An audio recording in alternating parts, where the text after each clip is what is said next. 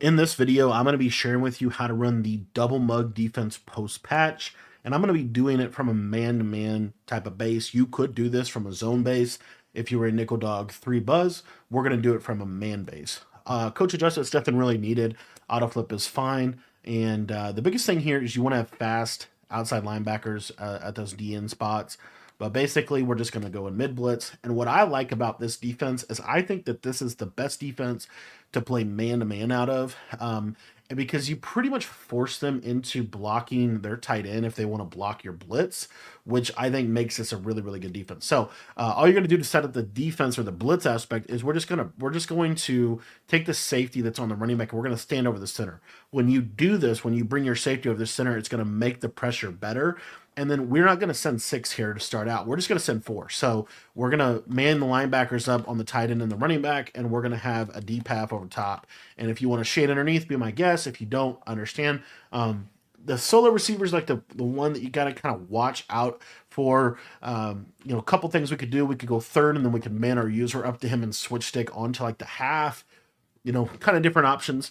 But in general, this is, I think, a fairly good way to start out. Now, the reason that I wanted to start out with this Send 4 is because this mug look that we create with our safety over the top here is going to make it so that this Send 4 is really, really effective, and it's hard to block this. As you see, we get a defensive line, outside linebacker coming in completely free at the quarterback, and this is automatically going to get them to start blocking the running back. It's going to get them to start running different alignments, different plays. But this is pretty good. I mean, you can pretty much, I think this is the best 5 wide defense. Let's say they go to like trips tight end, for example. You see here, we could just, I don't know what's going on this misalignment here, but anyway, this guy should trav. I don't know why he didn't for some weird reason.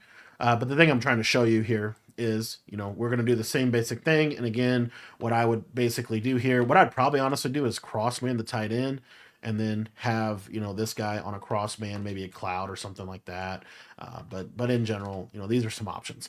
So what I want to show though is the Send 4. So trips tight end flex, you see double pressure. So the beauty of this is it really forces them into some type of pass pro off a 4-man. So let's say that they go to bunch. Let's say they go to like a 4-strong bunch and they block a running back. Pretty common formation that you see a lot. All we're going to do is we're just going to man up this. We're going to send 5 now, and we're going to man up the linebacker on the running back side onto the running back. So you see this is what it looks like. And then with our user, we can do whatever we want. We can do whatever we want with the user. And what you'll see here is you got a really good chance of the pressure coming off the opposite side of the running back. So now they got to start doing some slide protection. They're still going to struggle to pick it up. If they do actually block it, the running back's always going to get shedded. And so it's just an uncomfortable defense to play. So what oftentimes is going to happen is they're going to block a tight end. So when they start to block their tight end, this is where we're going to send 6 at them. And so what you're going to see is this is, pretty rare that we ultimately will send 6. What I tend to like to do is if they block their tight end, I feel like I can cover most of the plays. So, without the tight end and the route combination, it really makes it, I think, a lot more difficult with switch stick and some of the things we can do defensively. Now, that being said, if they block the tight end, I know that I have to cover the running back, right? So a couple things.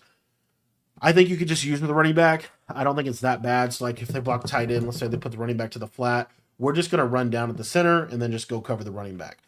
We can get pressure on a Send 6. It's a little inconsistent in practice mode. In game, it's a little better in my opinion. But the Send 6 is a little, just a little off in practice mode, I would say. A lot of times you're going to get this off this right edge. And bunch offset itself, especially in practice mode with this kind of wonky alignment we're getting over here to the right side, can be a little bit of a thing. For sure. But let's go to like a bunch strong nasty, which is a really popular formation to call. They send the running back out. I want you to watch this guy that's made up to the tight end. You'll see he goes to the middle third, and then you're able to kind of go to the running back. So in theory, and then you see they were able to get that instantaneous pressure off of the non-tight end side. It's this type of look here, like a regular bunch, where it can sometimes be inconsistent. A lot of times you will still get the pressure in game, but it can be sometimes inconsistent. But anyways, this is the double mug defense. I think this defense is really, really good. I really like the ability to get this Send 4 really effective pressure. So thanks for watching the video, and we'll see you next one.